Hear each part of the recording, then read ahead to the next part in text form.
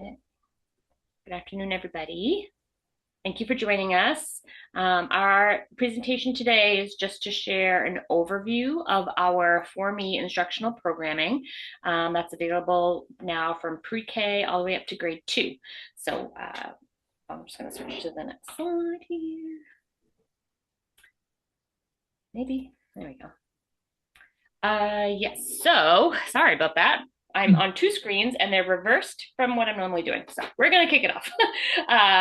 Thank you for joining us. My name is Nicole Medor. I'm the early childhood specialist here at the Department of Education, and I work on the early learning team. And our director is here as well. Leanne, if you'd like to introduce yourself. Thanks, Nicole. Hi, everybody, and thank you for coming. As Nicole said, I'm Leanne Larson, and I have the great pleasure of directing the early learning team in the Maine Department of Education. And that's the team that has been working to support implementation of the For Me programs in our state over the last 6 or 7, I guess it's going on probably now 7 years. Hard to believe. And I will pass it over to Marcy. Thank you. Welcome, everybody. My name is Marcy Whitcomb. I'm the public pre-K consultant here on the early learning team. I work with the technical assistance program for our public pre-K and partnership programs. I also facilitate the pre-K for Me summer trainings with our teacher leaders and then our year-long PLCs. Thanks, Marcy. And our other colleague that's mentioned on the screen here is Dee Saucier. Dee is our inclusive literacy specialist and dyslexia coordinator.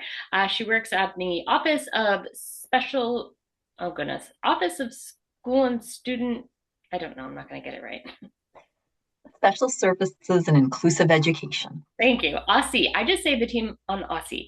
Dee works with us on our other team at the Department of Education, and she's done a lot of work to support this throughout pre-K to grade 2 as well. So you'll see her name mentioned if you attend trainings this summer and moving forward in the work. So didn't want to leave her off. Some things that we hope to accomplish today. So 4 major bullet points, mostly surrounding the history of our work at the DOE to date as it relates to the For Me instructional programs. We also hope to examine the components of these whole child interdisciplinary instructional programs.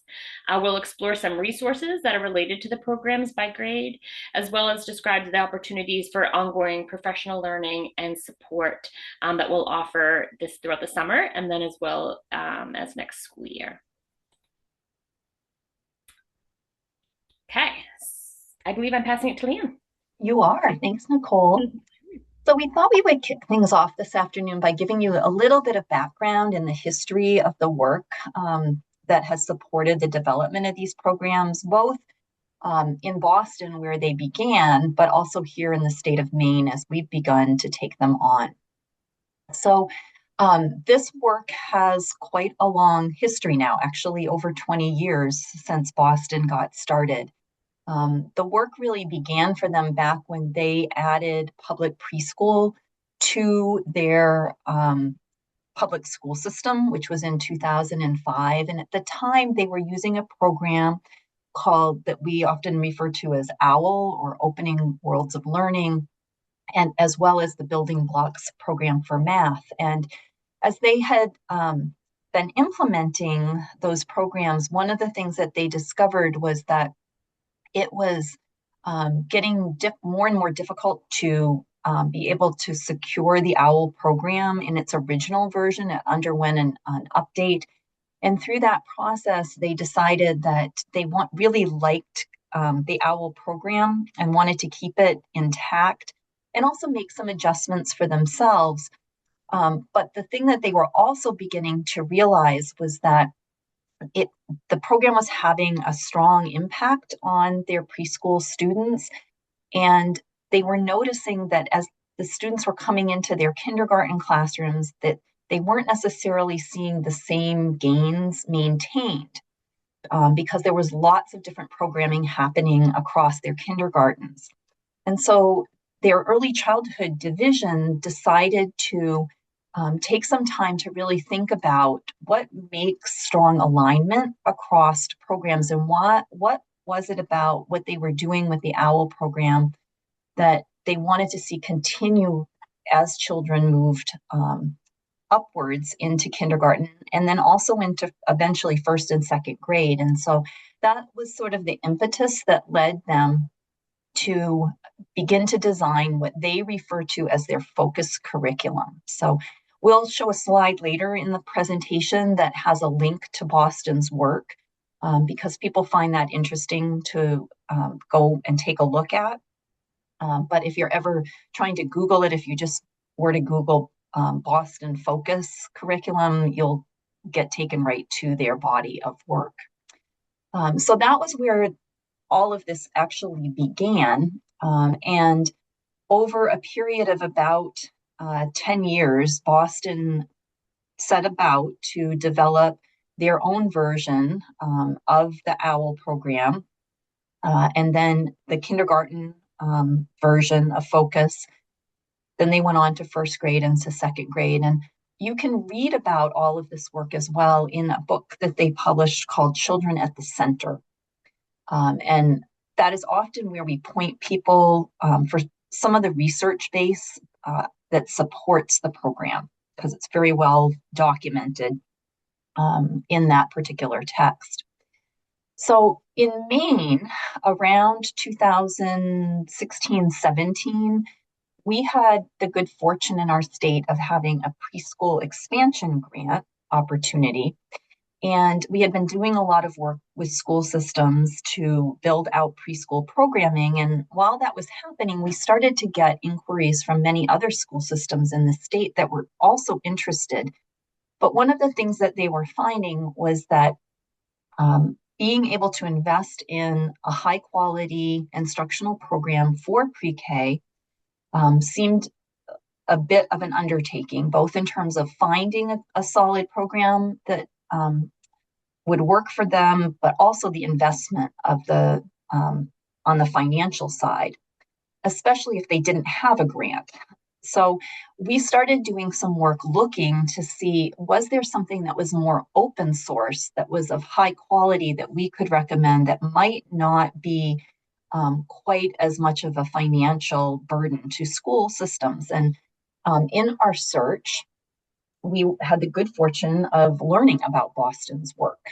And so we had a chance to visit Boston on a couple of occasions and see the programs in action and to learn more about them, as well as the fact that Boston has always made their work open source and available and are very willing to share.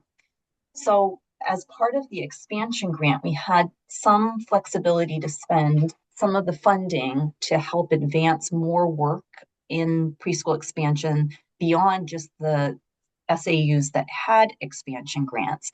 And so we chose to pilot Boston's pre-K program. And we did that in the 2018-19 school year with about 15 classrooms across the state. The teachers in that pilot were wonderful and helped give lots of great feedback to us. We made some adaptations to Boston's work to make it have more of a Maine flavor. And we were able, after that pilot year, to go ahead and post the version that we had developed as an open education resource on our web pages and start the training for school systems that were interested in that. We also did some additional design features for our version of the program, Pre-K for Me, that Boston had not added. We added a component that supports math. We built a nature-based outdoor learning piece and also added a technology component. I think you can move forward, Nicole. Thanks.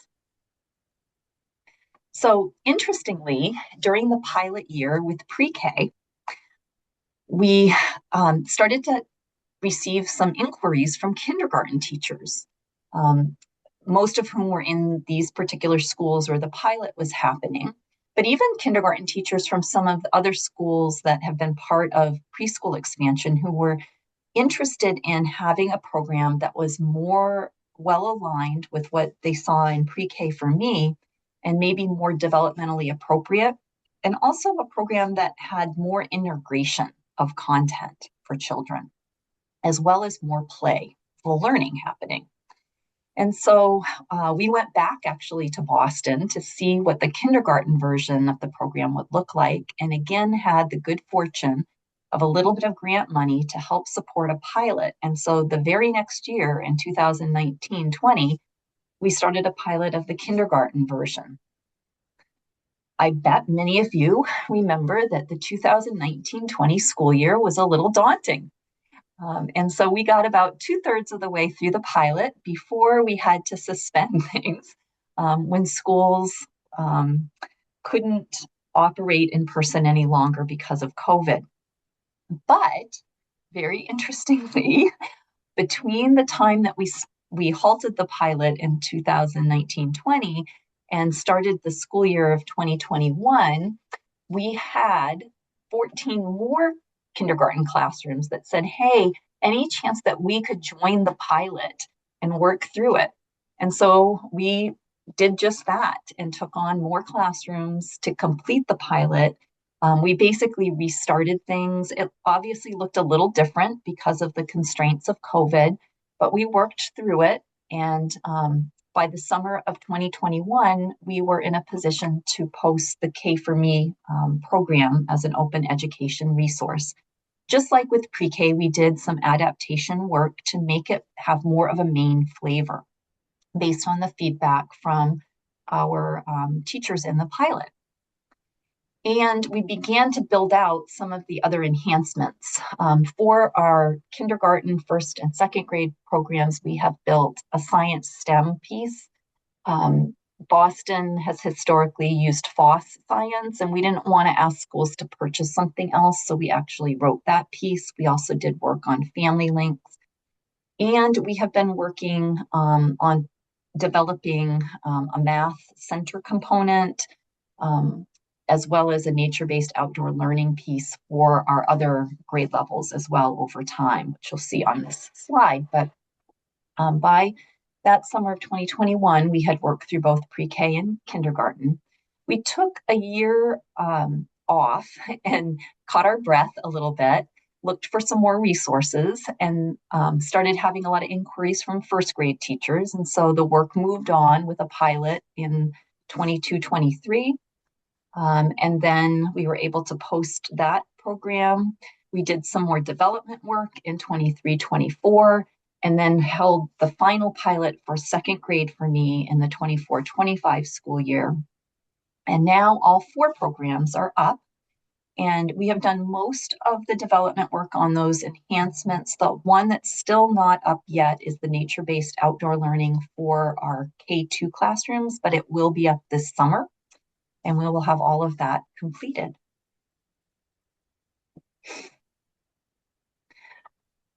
Often folks will ask about what are some of the real strengths of the program and where might I find some evidence of the research behind the program. So I mentioned already that Boston has documented a lot of that in Children at the Center, but since the time that that text was written, Boston completed being part of a longitudinal study that took about 5 years to complete, where they really followed the journey of children who were had come in as preschool students and had worked their way through second grade.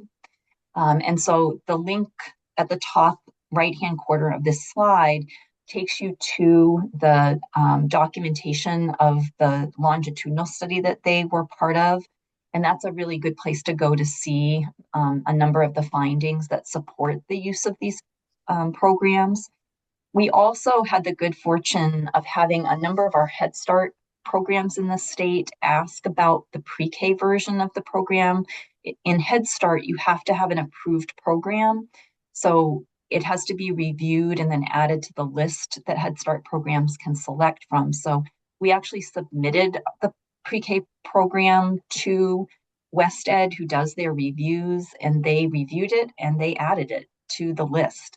And that process is pretty rigorous, and it's one in which they really look to connect to make sure that the program is well aligned with the early childhood program standards within Head Start. as well as the research bases that support those standards. So we feel really confident in that as a strong endorsement of the validity of the programs. Additionally, when we were going through the pilots of the programs, we did some of our own evaluation work, both through surveying, classroom observations, collection of some assessment data from schools. And on this slide, you can see what we documented as some of the strengths of the programs.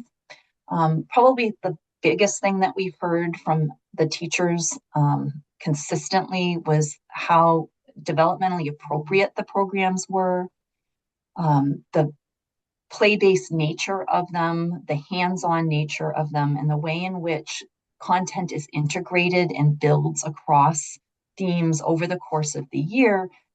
And then over time, what we've heard is how it builds over those first 4 years that kids are in public school. Additionally, many teachers have talked about the benefit to children's social and emotional development as a result of the program, how the programs lead to a lot more voice and choice for young learners throughout the course of the day.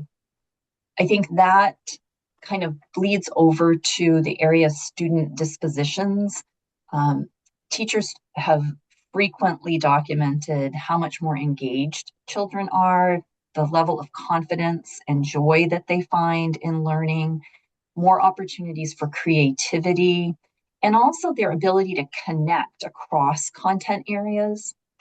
And then we dove a little more specifically because these programs are very much geared to supporting children's literacy development. And we tracked that and saw skill increases in all of the literacy areas that you see listed below. So from phonemic awareness to phonics to vocabulary, comprehension and listening and speaking all saw strong gains as a result of the use of the programs.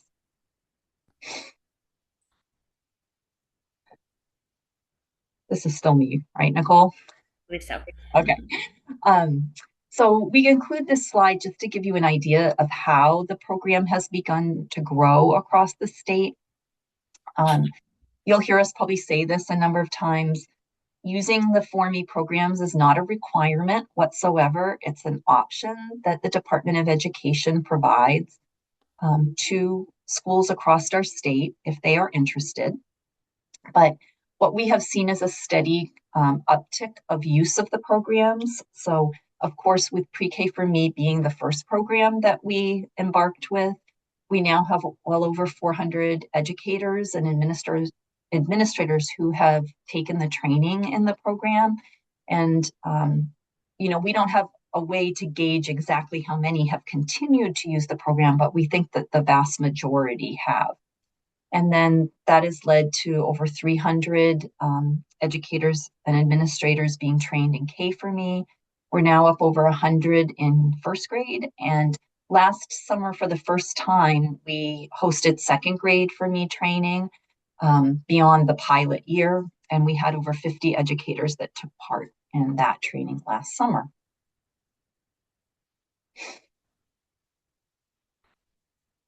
All right. So you might be asking yourself, why consider using one of these programs?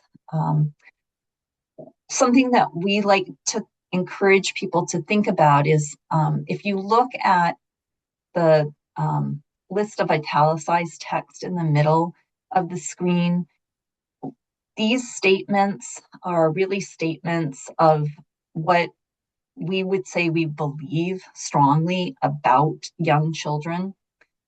We know that they are very capable of higher order complex thinking. We know that it is vitally important that young children be active participants in their learning.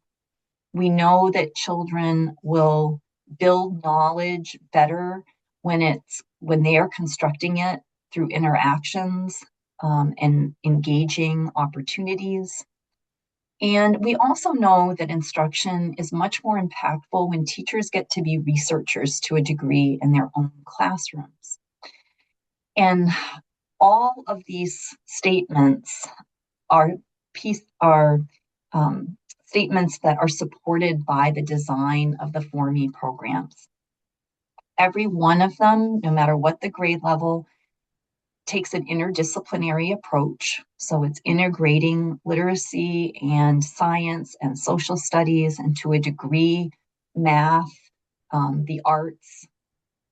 And all of that learning is well aligned to our learning standards, whether they be our early learning and development standards at the preschool level or our Maine learning results in kindergarten through grade 2. Additionally, the programs do a really nice job of presenting a very strong sequential approach to teaching skills and concepts through very explicit and intentional instruction, but they leave opportunity for children to have agency over their learning as well, especially through purposeful play and project-based learning experiences. And that goes a long way to honoring children's voice and agency as learners in their classrooms. So we think it strikes a really nice balance of both intentional teaching and room for children to have agency. And I think I'm passing it off to Nicole now. Yes, thank you. Okay, so that was some really great foundational information to sort of have a better understanding of how we got to where we are now. So it never ceases to amaze us, right? Every year we have lots of conversations with folks from various schools across our state asking us about the 4Me program, how we got here, which Leanne just explained, but then also wondering what it would be like for the students in your classrooms to experience a 4Me topic of study, ongoing instruction, etc. So we put this slide together just to sort of share what any given student might experience in a 4Me classroom pre-K through grade 2. So every day these things will be happening, right? And a children's learning will include these bullet points. So we want to encourage those multiple and diverse experiences with affirming and enabling text. So as we go through the rest of our slides today, you'll see how these core texts, we refer to them as, really make a plan for the day and for that instruction across all areas of learning. So those are used very explicitly, very intentionally, very strategically throughout the school year. A child will also have opportunities to direct their own activities, including play. So a lot of the strategy and the pedagogy behind these programmings is that playful learning strategy, right? That intentional play happening for students. So they'll be able to make their own choices throughout the day and show you what they're learning, and you can assess through that as well.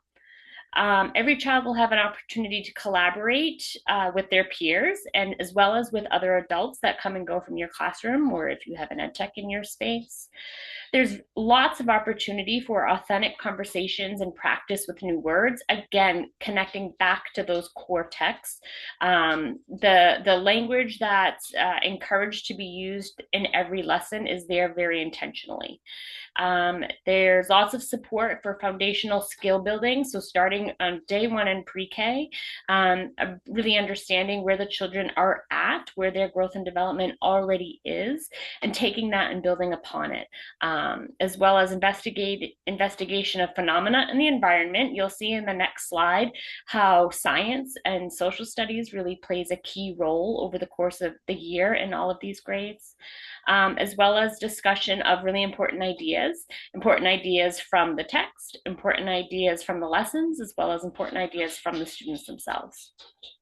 And there's lots of opportunities to draw on and share life experiences. So hopefully you'll see where children are making connections with the characters from the stories, with the peers in their classrooms, and with the adults in their classrooms as well. So this is the next slide I was referring to. This is just sort of a quick visual to show how the units of study progress from pre-K up through second grade. So you'll see in that first column in pre-K that there are 6 units of study. So students kick off the year looking at families and the importance of the structure of a family. They move into friends, and then they get into that wind and water, world of color, shadows and reflections, and end the year with things that grow. So those 6 units of study are sort of divided out across about 4 or 5 weeks per unit. And then as students progress into kindergarten, first grade, and second grade, we decrease that down to 4 units of study, each of which are about 8 weeks or so long. And then the color coding is important. The yellow is meant to signify this theme of community and community building. You can see that each grade starts the school year under this theme, right? So from family and friends and pre-K, moving up to a kindergarten community, a strong community where they live in first grade, and then how they learn in their school communities. So that progresses as students age. And then the other 3 colors, the blue, the pink, and the green, are all very much tied to science and social studies. So you can see that pink social studies theme really comes into play in kindergarten. That's not to say that it's not addressed or that social studies standards are not addressed in pre-K. They certainly are. But in K2, that's where we really hone in on this idea of social studies, the concept and content of social studies in a whole unit of study, as well as the blue-green physical science, earth science. I mean, that plays a role in numerous units of study throughout the grades. I will say, and I think it was mentioned earlier too, that while these units of study are really guiding the learning for the students, it's touching upon all content areas and all areas of growth as it relates to a individual child and the standards, right? The preschool MELDs as well as the Maine learning results that Leanne mentioned earlier. So as you dig into the lesson plans in each of these units, you'll see how math plays a role, literacy development plays a role, social emotional development plays a role, right? It's all embedded within. That's that whole child interdisciplinary approach of the units. So the components and units and sample schedule. So we're going to dive in a little bit deeper to be a little bit more specific by grade. This was a grade 1 pilot teacher. Her quote was that because of the comprehensive and integrated text, science, writing, and vocabulary, students have been so much more aware of and curious about the world around them. They're motivated to research, write, create, and explore more with each topic. And this photo that's shared there is one from a kindergarten classroom in Boston, actually. Okay, so components of each program. This is really what drives the day-to-day routine and schedule of all of the grades. There are some components that are specific to the grade, some that are shared, meaning the terminology that we use occurs in all the grades, and then some that are similar but different, right? But they sort of pop up as the students progress and age through the grades. So all of the grades share these common components, that the read aloud and text talk. I mentioned that briefly before. That's where that core text really plays an important role in all of the grades. So in pre-K and K, we refer to it as read aloud. And in first grade and second grade, we refer to it as a text talk. That's a whole group component. All of the grades also do what we call intro to centers, where you're modeling how to use materials and sharing with students what's available for the day. Pre-K and K access centers, and then as students age into first grade and second grade, we refer to it as studios. Kind of think of it as how an artist has an art studio, right? In first and second grade, students have access to spaces where they can be creative and produce their own work in what we refer to as studios. All the grades access what we call thinking and feedback, as well as storytelling and story acting. Pre-K access small groups. First, second grade move into stations. All of the grades have a science and STEM component. And pre-K has math that is fully embedded within the pre-K for Me all of the units of study. K2 has been under development and is being rolled out over time. So units 1 through 3 should be available now, and Unit 4 is being worked on behind the scenes and will be accessible in another week or so, really soon. So that those math in K2 is presented more as a center. So it's not uncommon for schools to still utilize or still adopt a math curriculum separate from the FORME programs to supplement that math learning in those grades. And then also the outdoor nature-based component is fully available in pre-K and will be rolled out in K2, similar to the math piece as well. So some of our districts across the state have access to safe outdoor spaces and really want to strategically bring nature-based learning and that experience to their students. So if they're accessing one of the FORME programs in any of the grades, then we wanted to be able to give them lesson plans that they could take outdoors in a nature-based environment. So that is all there as a supplement as well. And they'll be available online. There's also a Wabanaki studies component to that nature-based learning piece as well. So, Leanne, anything you wanted to add to that? No, I think you covered it. One thing that we will talk about in a little bit more in a later slide is that in kindergarten, first and second grade, you do have to add a phonics program to the use of the FORME programs. So I can speak more about that in a minute. And as you said, Nicole, you really will want to continue to have a structured math program in place. The pieces that we've developed are more of a supplement of incorporating math into the centers and studio time, which is great. We tried to do it in a way that it wouldn't matter what other math program you happen to be using in your school system, but it is not a replacement for more intentional math instruction. I want to address, Caitlin asked a great question in the chat. She said the Boston curriculum is what the studies were done on. Yes, by and large, other than the pieces that we did through our piloting, how much of that curriculum has been altered in the Maine curriculum. So interestingly, in pre-K, we did do a few replacements of texts to make them be a little bit more Maine specific. But we didn't do that in kindergarten, first or second grade. Actually, the feedback from the teachers was that the text selection they thought worked really well, no matter whether it was in Boston or Maine.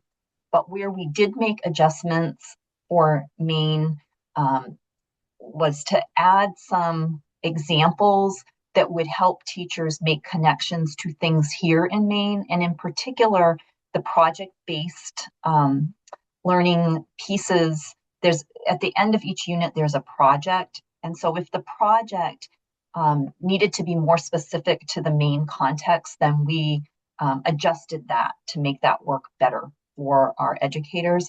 I think the other place that you're going to see more of a Maine influence is in the nature-based outdoor learning pieces. But remember, that's something we developed. It's not something that Boston ever had.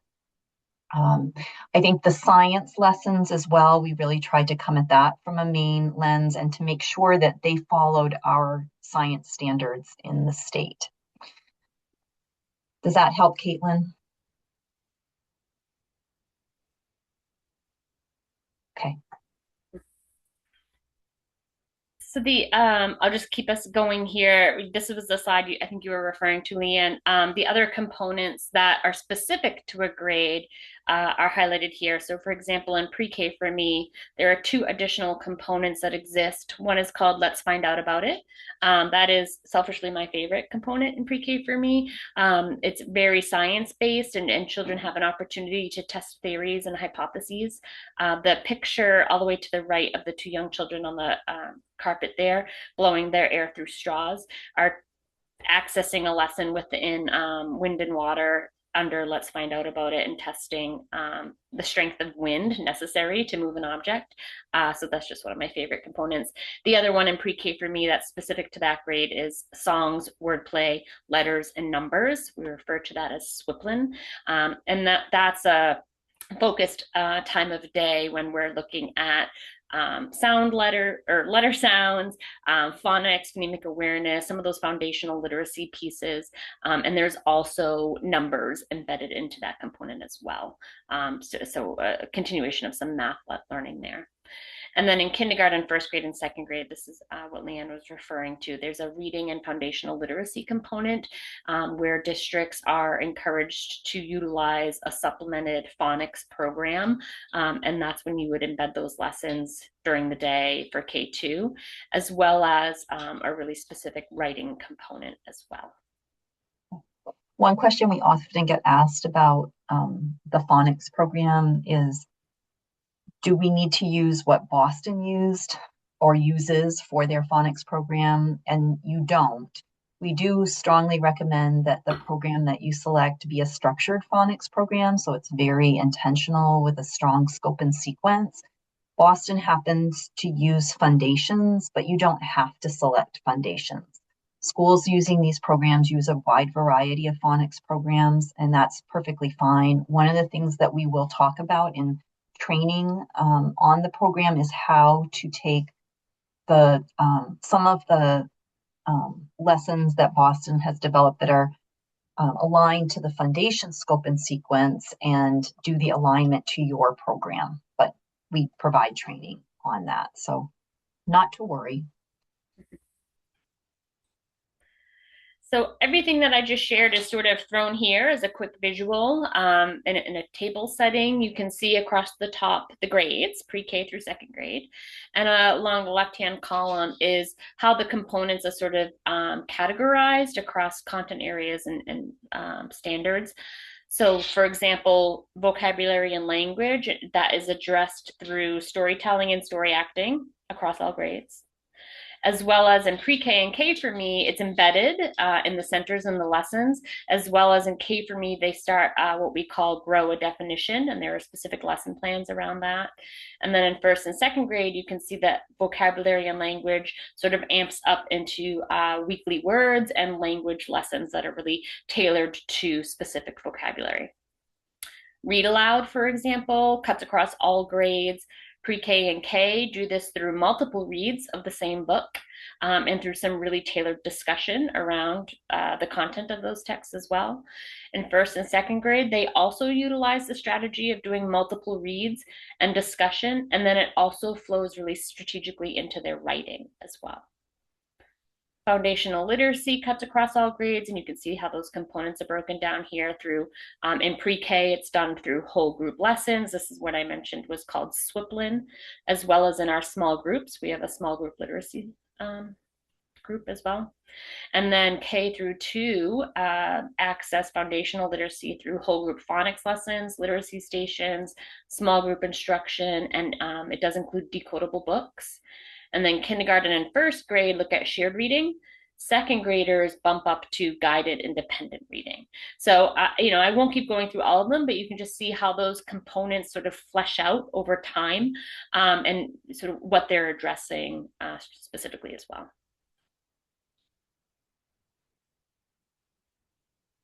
Okay, I'm going to toss it off to Marcy to talk a little bit about pre-K for me and its organization. Thank you. So we're going to go through a couple of slides with organization for each sort of grade or grade span. Pre-K for me organization, you can see, really starts out with the core text in the middle. The text, and we're going to talk a little bit more about the text in just a moment, but the core texts are chosen for rich plots, rich character buildup, and concepts that may be new to children, but also build up foundationally across the year. The organization is that, and you can see with the web that everything is connected. So your core text and your read aloud are going to connect things from your centers. They're going to be integration through your centers, through different activities, through SWIPLIN, through storytelling and acting. Let's find out about it. And then thinking and feedback, which is where the children, I think we mentioned it before, but I'm not sure I mentioned exactly what thinking and feedback is, which is my favorite component. Thinking and feedback is at the end of centers. And essentially, it's a large group time when the children come back together. The educator maybe chooses one or two children to share something about their work that they did that day. And there is a procedure and protocol with visuals that go through where children are asking questions, they're noticing and wondering, they're looking for feedback, more information, and then sort of suggestions or recommendations for going further. Seeing in action is really amazing. The way you can see children sort of working through their thought processes and asking really rich questions. So an example of the organization would be, I have a bunch written down, but I will tell you in Unit 2, when we're looking at friendship, Matthew and Tilly is a core text, and that is a text about two friends with a social conflict that they are working through. So there's a lot of really amazing concepts socially for children there. They also play a lot of games together, and one of the games they play is grocery store. So we talk a lot about that. So in centers, you're going to have your dramatic play would be a grocery store. In the writing area, you might have grocery flyers and writing grocery lists. And then in the block area, you might use that as part of your grocery store or your home to bring your groceries to, that sort of thing. And so it is all very connected. I also want to point out that the light blue, the Let's Find Out About It in Swiplin, those are light blue because they're not necessarily components, and you'll see when we look at the schedule, that are done daily. But the other components in purple are there every day.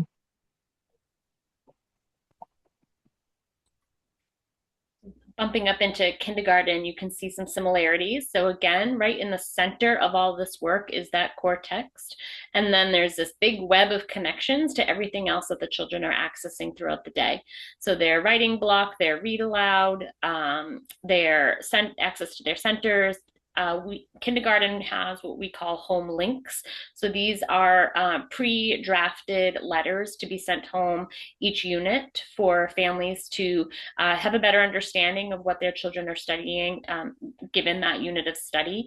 It will also share the name of the text that you'll be reading in the classroom with families and offer some ideas for that connection at home. Storytelling and story acting may or may not connect directly to the text, but often once children hear a story multiple times or are accessing those characters and the vocabulary and the format of that text in all other areas of the day, their storytelling and story acting can certainly derive from or build off of that text as well. There's a unit question, which I think there's a slide coming up that'll share a little more information about that, and some really specific vocabulary that connects from or is pulled from that core text and connected to all of the areas of the day.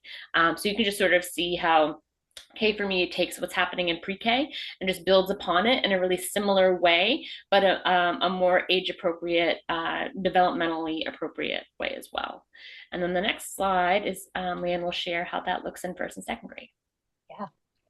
So you probably, if we didn't have it sitting right beside it, you might think that first and second grade looks pretty similar to kindergarten. There are a couple of pieces that are renamed, partly because the sophistication is growing for children as they are growing themselves and into first and second grade.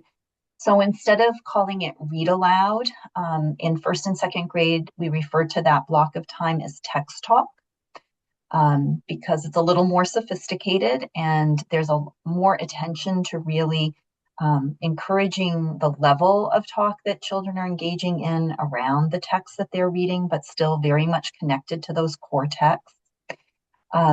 Additionally, instead of referring to them as centers in first and second grade, we call that time of the day studios for children.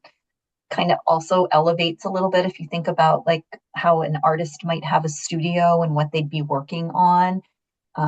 It just helps, I think, kids to think in a more sophisticated way about some of the work that they're doing at that time.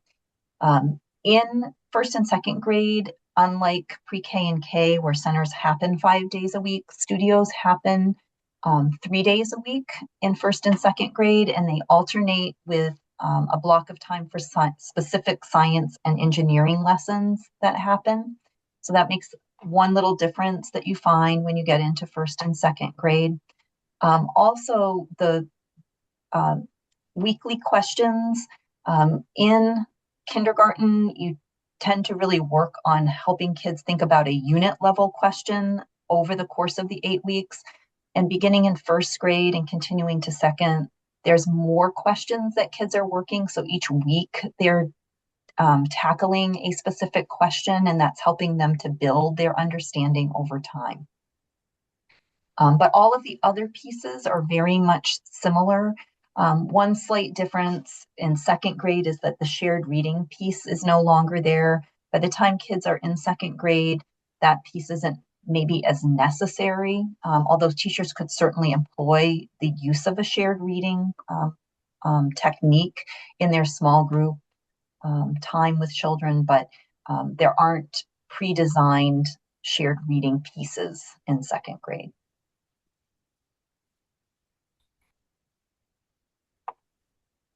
So a quick look at our pre-K for Me sample schedules. We have one full day, one on the left, and then a half day program on the right.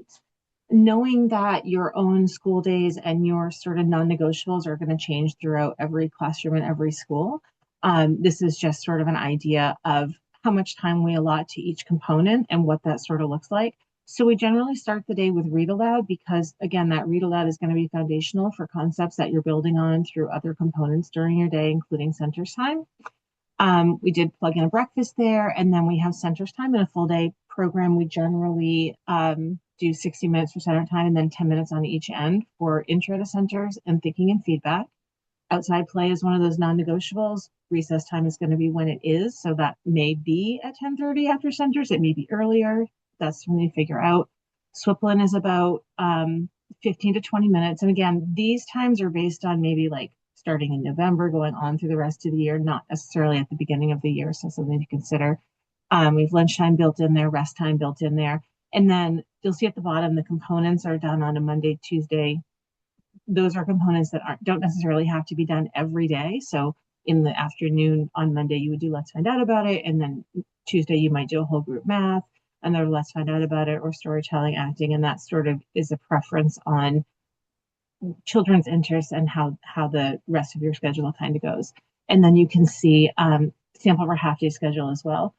One of the things that we do say is that centers time, including intro to centers and thinking and feedback, your read aloud, your Swiplin, those are sort of the components that you need to have in there.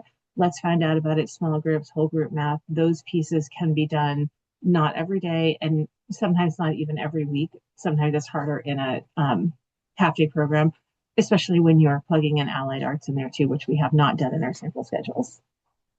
I will also just say that when we do our summer 2-day in-person training, we do give our educators, I want to say like a half hour sort of window to do a workshop looking at their schedule. So we ask them to bring, if they have an idea of what it is, or maybe what it was the year before, sort of their, they're not the things that they cannot change. So their breakfast time, their arrival time, recess time, lunch time, and dismissal time. Those are kind of the parts of the day that educators cannot change.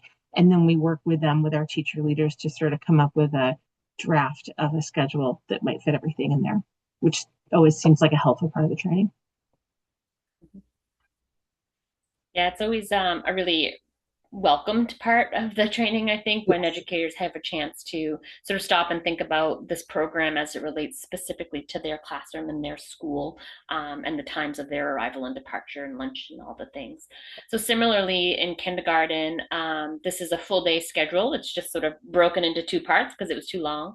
And it's based on an 8:30 to 2:30 day. And that may or may not be specific to what you experience with your school's arrival and departure times. And this particular schedule, it also doesn't allow for much transition time. So for example, if you look at 10:30 to 11:30 is a math block, and then 11:30 to 12 is lunch and recess, right? But we know in real lifetime, there's going to be some transition from that 11:30 end of math to that 11:30 start to lunch, right? There's going to be some transition from the end of recess back into the program, into the classroom. So, and that makes sense. So this looks like, oh, no problem, we can fit it all in. But I can tell you, we work with teachers a lot around how to fit it all in a way that really makes sense and accounts for your individual school's times for lunch, recess, transitions, specials, all of the things. So we always like to tell educators to be kind to themselves, right? Don't bite off more than you can chew. Roll it out over time so that it makes sense and doesn't feel like a lot of pressure and overbearing, things to do, and or else you're going to fall off track. So there's lots of support on our end to help teachers through that. But you can see here in a kindergarten day, when students arrive. Similarly, would encourage folks to do read aloud, intro to centers, and thinking and feedback in a row. Some schools offer breakfast before or after a read aloud, for example. But really, that's sort of the meat of the morning, so to speak, so that students have that daily routine of coming in, hearing a story, learning about what's available to them to go and continue their learning in a center, and then come back and have that thinking and feedback time. So that's very similar to what is happening in a pre-K day. And then their mid-morning through their afternoon focuses more in this particular sample on blocks of time for math, lunch, recess, phonics, specials, etc. So there are ways though to finagle this, and that's why we really spend so much time in the summer training day personalizing it for teachers so that they can feel some ownership over their day and know that there's tweaking that can be done to really make it feel comfortable and successful for them. And I'll let Leanne share the other two grades. Sure. So similarly with first and second grade, it's a work in progress to figure out how to fit all the pieces together. But you'll see that there's a solid amount of time that's devoted for text talk, for the use of the phonics program, for that stations. During that time, you would also see the small group time happening. What you'll notice about all three of those pieces is that it's a little bit longer than it is in kindergarten, and that's by design because kids are able to stay focused and work through the instruction for a little bit longer period of time. The alternating that I mentioned with science and studio time, you can see that reflected in the daily schedule. So that is one piece that's a bit different for the first and second grade, but still a block of time for writing and a block of time for math. What's not reflected in this schedule, and we didn't, on this particular example, didn't map it out from minute to minute throughout the day, but you would also more than likely, you're definitely going to have to fit in lunch and recesses and probably specials, right, that most schools have. So all of that would need to be incorporated. It is, as Nicole said, it's great when you can kind of couple the read aloud with the center's time, but we have many examples in schools where it just doesn't work to do that because of how they have to fit programming in. And so there's a lot of classrooms where they might have to do centers in the afternoon because it works better in their schedule, and that's okay. Teachers find a way to make that work. And the same thing can happen in first and second grade. It might be the case that this studios and science alternation happens better in the beginning of the day to accommodate other things that need to happen. One other thing that we often get asked about too is when you have interventionists who might be coming in to work with children, how to make that work in the daily schedule. And that's something that we can offer some support with. Oftentimes, especially in first and second grade, trying to marry that during the time when stations and small groups is happening can be helpful. And it kind of becomes part of the rotation. So maybe students are rotating to work with an interventionist during part of that time, and then they're working with a teacher. Something else that's important, and we'll talk a lot more about this in summer training, but the design of this program it's not built on teachers meeting with every student in a small group guided reading group every single day. Teachers typically meet with about 2 groups a day, and those groups will alternate. So some children they might meet with, 3-4 times a week, and others they might only meet with a couple of times a week. But there's so much else being covered and built in throughout the course of the day that teachers find that generally that works really well, and they're still seeing excellent results. because of the way in which the instruction plays out in other parts of the day.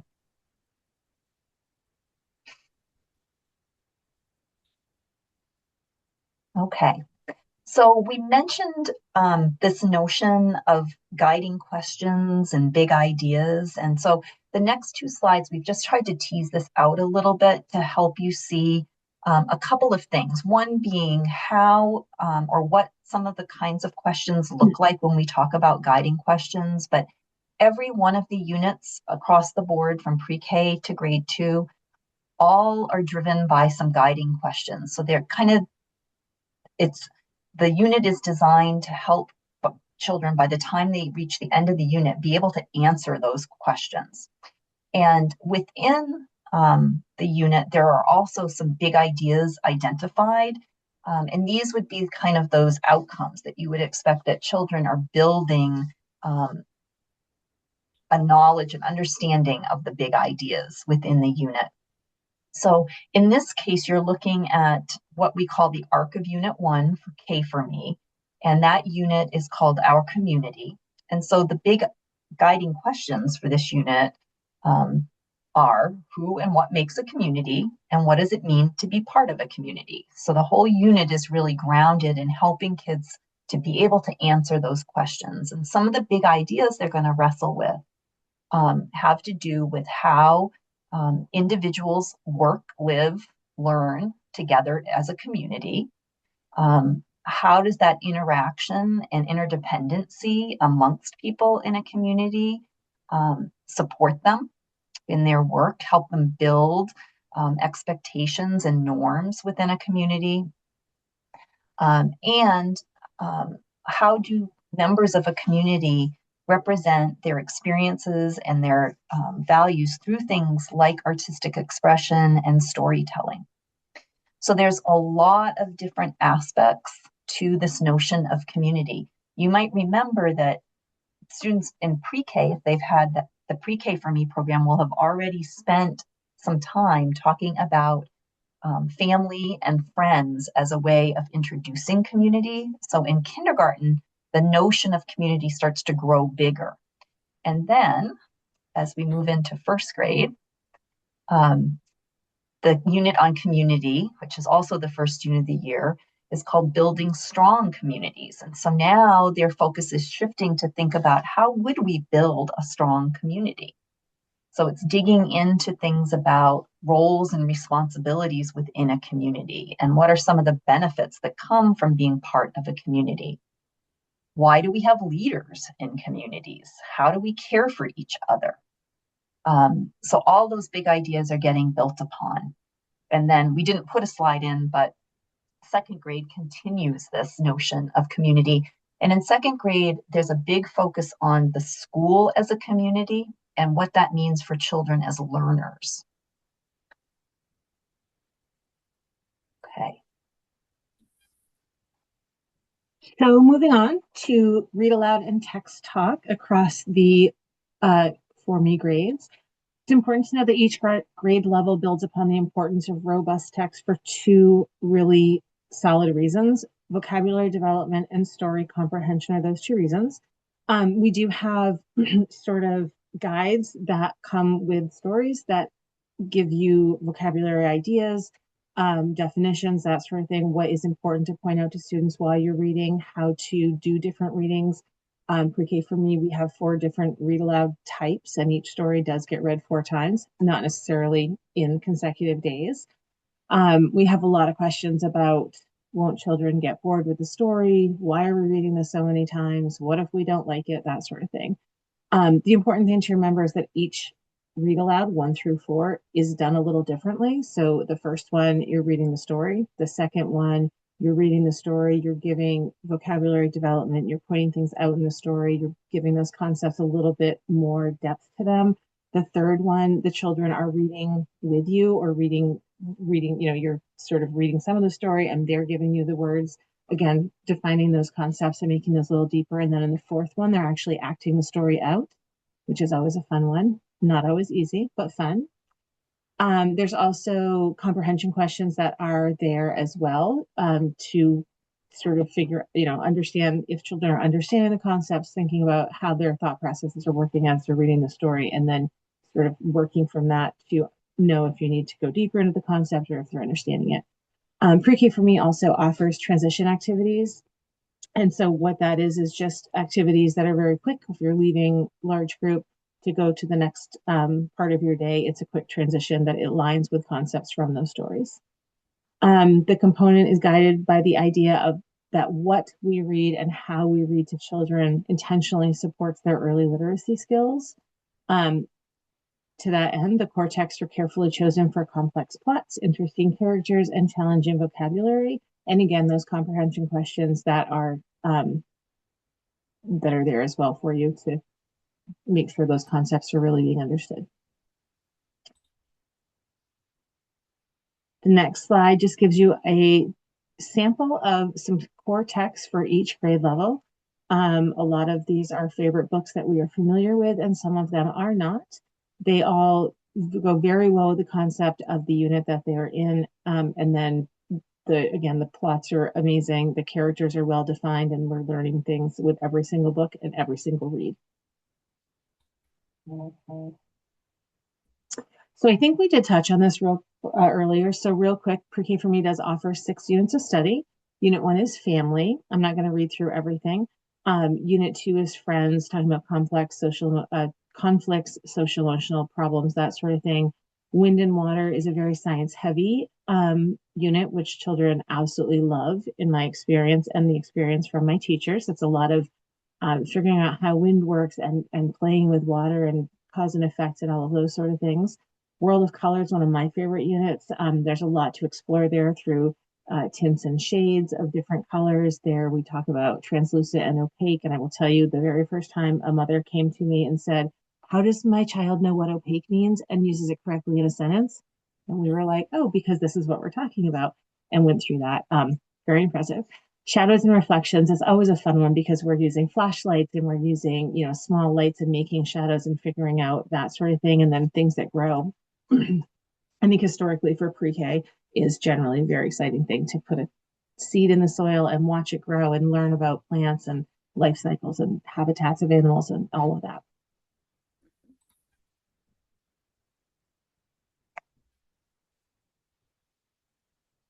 Leanne, I think I'm passing it off to you. Thanks, Marcy. All right. So just a quick recap about what some of the units involve across K through 2.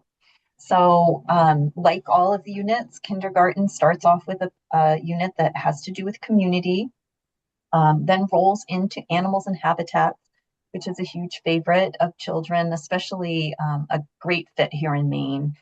All of the animals that or many of the animals that they are working with are animals that they can find here in the state, but exposure to some that maybe they're not as familiar with. Then it rolls into construction, which is also a huge favorite of children. They do some amazing work and lots of opportunity here for thinking about building and the math that's involved in that, but also the concept of building in order to meet basic needs that humans have, and thinking about that in terms of their own community and what kinds of construction might be beneficial. And then the year wraps up with a focus on Earth, and that's really looking at different aspects of ecosystems and how we take care of our Earth. So also some strong connections back to the notion of community there as well. In first grade, again, starts off with communities, moves in the second unit to another unit about animals, but this time with a focus on how animals survive and thrive. So it takes a different tact, but does pick up on a lot of the learning that's happened in kindergarten. Unit 3 of first grade moves into studying the various resources that you find within your community and how those resources help your community to survive and thrive itself. So it's kind of an extension, but thinking about it in terms of like more of the human aspect. And then the year wraps up with communicating with sound and light. So children who have had Pre-K for me always delight when they get back to this unit because they get to go much deeper than they did in pre-K. And then in second grade, again, that focus on community in the beginning. The second unit is a big nod to geology, the forces of wind and water, which kids really love to engage in. The third unit takes them to think about more broadly community across the world. So it's more of a focus on different cultures. They begin to explore different countries around them. And then unit 4, kids, we've been amazed. Like, I don't think any of us realized just how interested kids would be in pollinators.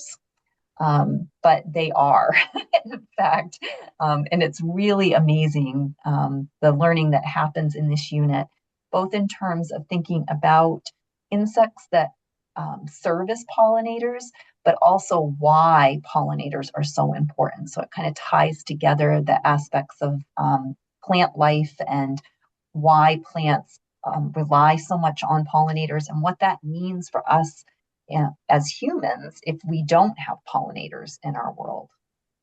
And as we mentioned earlier, all of those units are about 8 weeks in length. Before we get to the next slide, I forgot one thing I wanted to add about pre-K for me. One of the questions that we often get from educators is, what do with the materials and the activities and all the things that I've always done in my classroom that I love that aren't necessarily part of this program, such as I always did a gingerbread week with all the gingerbread books and the sequencing and all of the fun stuff and making gingerbread, and they'd run out of the classroom. What I wanted to point out is that our pacing calendar is such that our units in pre-K for me are about 4 weeks long, and between each one, there's a down week. So teachers have the opportunity to bring in things that they know and love. They also have an opportunity to elongate anything from that unit or bring something back that children are very interested in to also, continue to deepen those concepts and give them those opportunities and engagement with that too. But that's a question that we always get. So I wanted to make sure that you knew that. Thanks, Marcy. So if we haven't said so already, all of these grades and the units of study and every single lesson plan that goes with those units of study are organized on our website and free to access at any time. So when you go to our DOE website and access our early learning team, on the left-hand navigation bar is where you'll find the For Me Instructional Programming tab. And once you're there, there'll be some information at the top. And as you scroll down a little bit, you'll come to the visual that you see here. So there's the pre-K, K, first grade and second grade access buttons. So depending on which grade you're teaching or which grade you're supporting or wanting to learn more about, you would go into that grade through these buttons. And then building off of what Marcy was just saying, regardless of what grade you access, there's going to be a plethora of other supports available for you. Nothing that you need to implement the program is left off. Everything that can be linked or printed or available as a resource is tied to the grade within the page.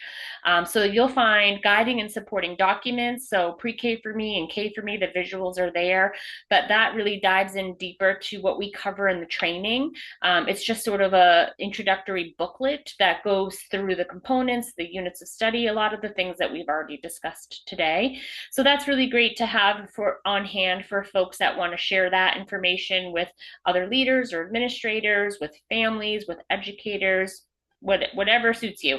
That's there and available digitally, or you could print it off and have it hard copy.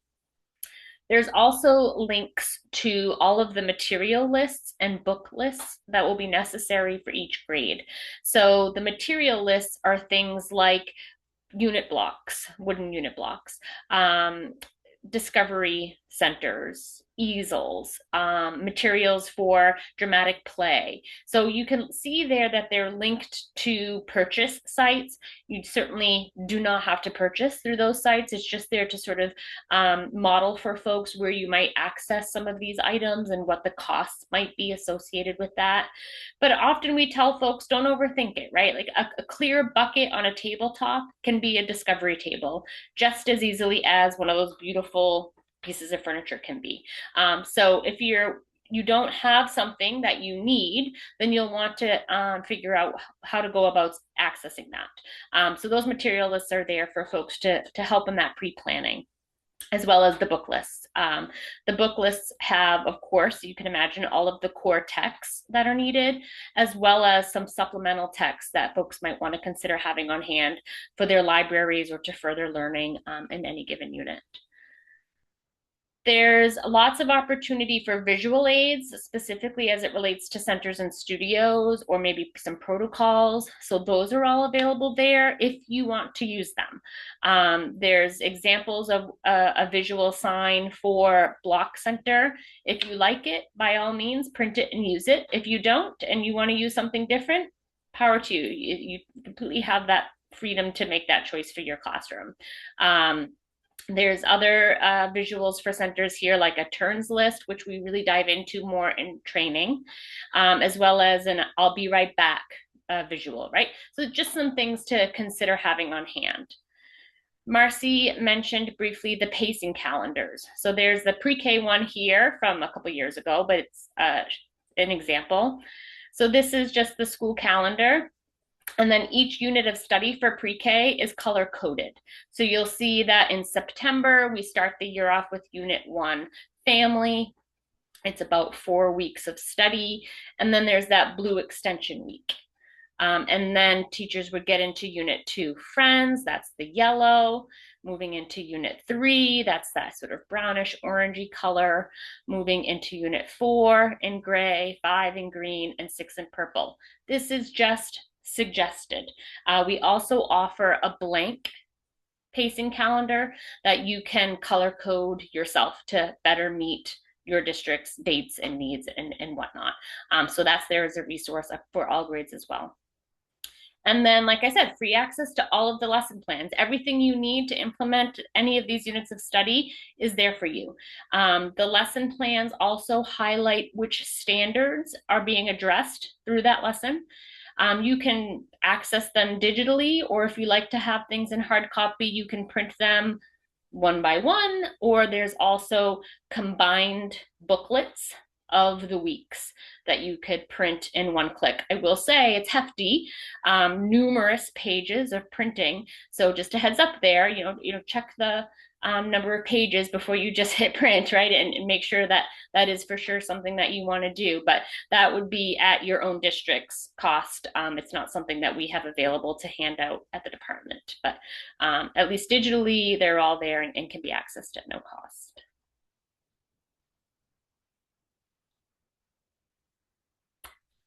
So some next steps. Start talking together with other teachers or leaders in your school district about adopting the program.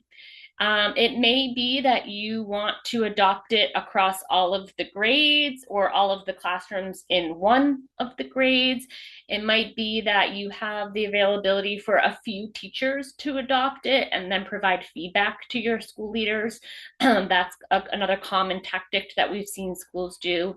We've also seen some schools adopt some of the components and sort of roll it out in a slower timeline, which is okay to do too, right? We want to support whatever type of adoption that your school needs.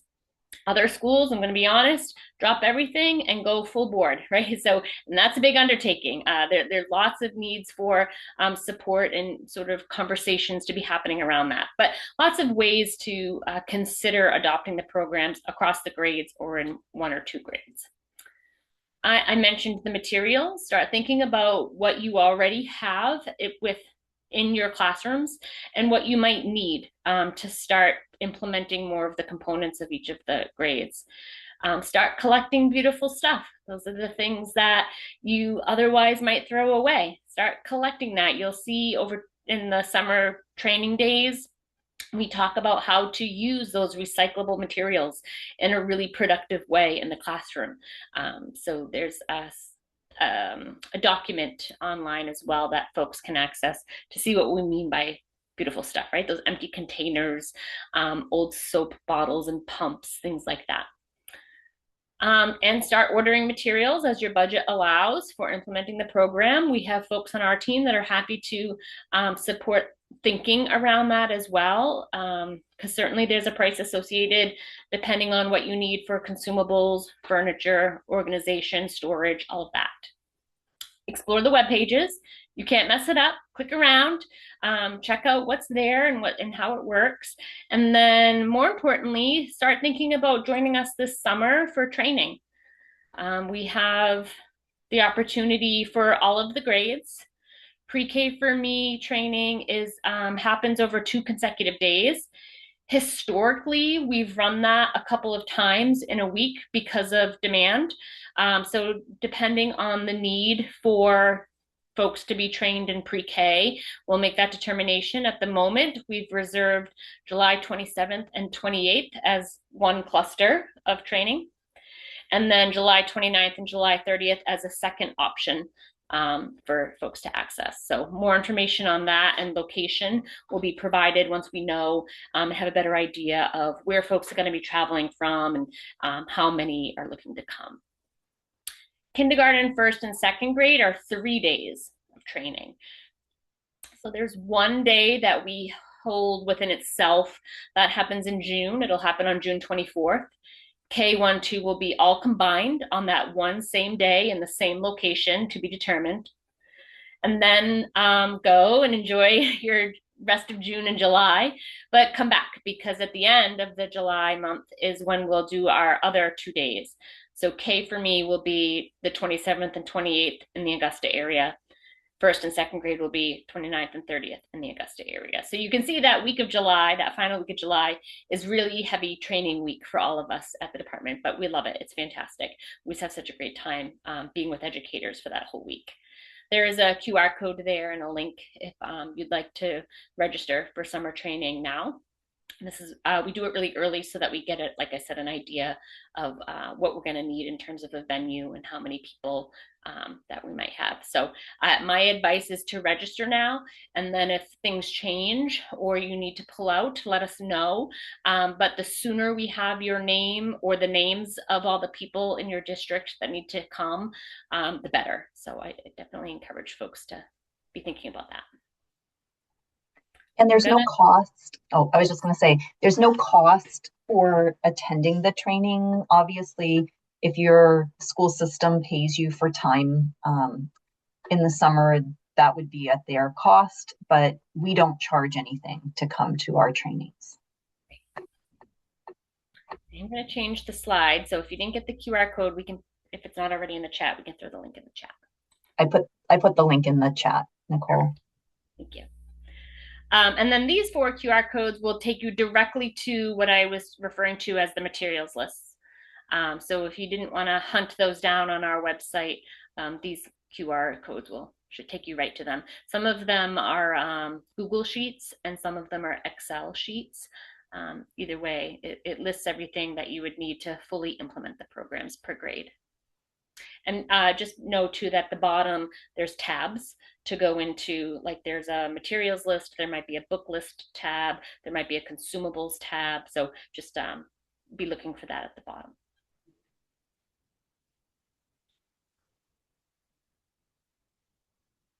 Gonna move us along.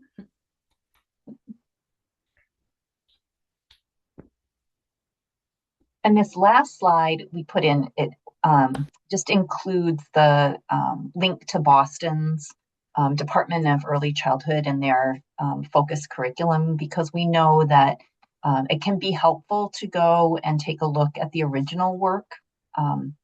You'll see lots and lots of similarities when you're looking at our own website to the design of the programs, but obviously, as we mentioned at the very beginning, we have done some adaptation to make this fit more of Maine's context where it's appropriate. But I popped the link into the chat that would take you directly to Boston's work. The other thing I'll mention about Boston's website, and we'll talk more about this in training in the summer. There are a lot of other resources that Boston has built out that are useful that we haven't necessarily pulled over to our site. So we sometimes point people to where they have them stored. A good example of that is that Boston built decodable readers for kindergarten, first, second grade to match all of the themes in their units along with the scope and sequence of their phonics program. They're amazing tools. They have them all very nicely organized on their site. So we just point people there instead of trying to pull it all over to Maine's site.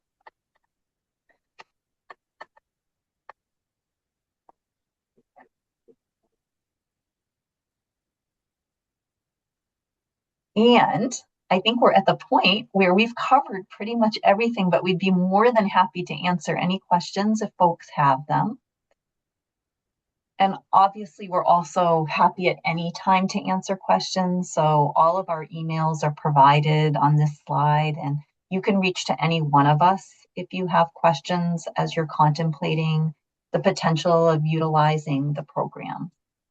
And we hope that we'll see you at training this summer.